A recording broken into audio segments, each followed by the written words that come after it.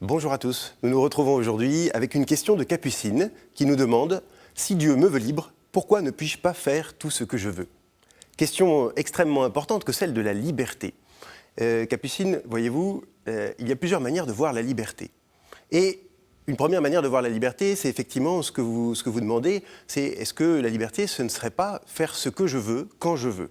Avec cette première définition de la liberté, on se rend compte qu'on est très vite dans une impasse. Parce qu'en fait, au fond de nous, il y a des désirs et des envies qui sont contradictoires. Et puis aussi, on a des désirs qui sont des désirs profonds et des désirs qui sont, ou on pourrait dire des envies qui sont vraiment superficielles. Si on suit chacune de nos petites envies, on se rend compte qu'on ne réalisera jamais nos grands désirs. Et ce que Dieu veut, c'est véritablement que vous puissiez vous réaliser ce que vous avez au fond du cœur, vos grands désirs, ceux qui vous portent, ceux qui vous permettront de vous donner, de donner un sens profond à votre existence. Alors évidemment, cette définition de la liberté, je fais ce que je veux quand je veux, elle nous empêche aussi de nous engager. Parce que si on s'engage, évidemment, on se met des contraintes et on ne peut plus faire ce qu'on veut quand on veut. Évidemment, ce qui est vrai, c'est que cette liberté, elle peut avoir une autre définition. Et c'est celle que je veux vous proposer aujourd'hui. La liberté, c'est être capable de faire ce qui va me conduire au bonheur. Être capable de choisir ce qui est bien, ce qui est bon, ce qui est vrai.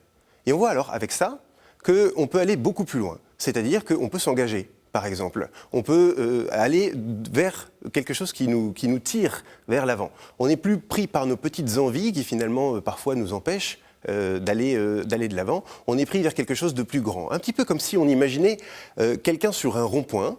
Évidemment, celui qui veut avancer, il est obligé de sortir du rond-point. Il va renoncer à plusieurs sorties. Il va renoncer à tourner autour du rond-point.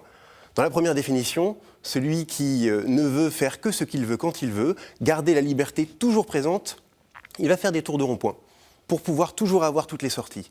Ce que le Seigneur veut pour vous, c'est que vous puissiez un jour décider de sortir de ce rond-point. Avancer, prendre une décision, ça veut dire renoncer à des choses qui sont mauvaises, ça veut dire aussi parfois renoncer à quelques-unes de choses qui sont bonnes parce qu'on ne peut pas tout faire. On ne fait pas ce qu'on veut quand on veut.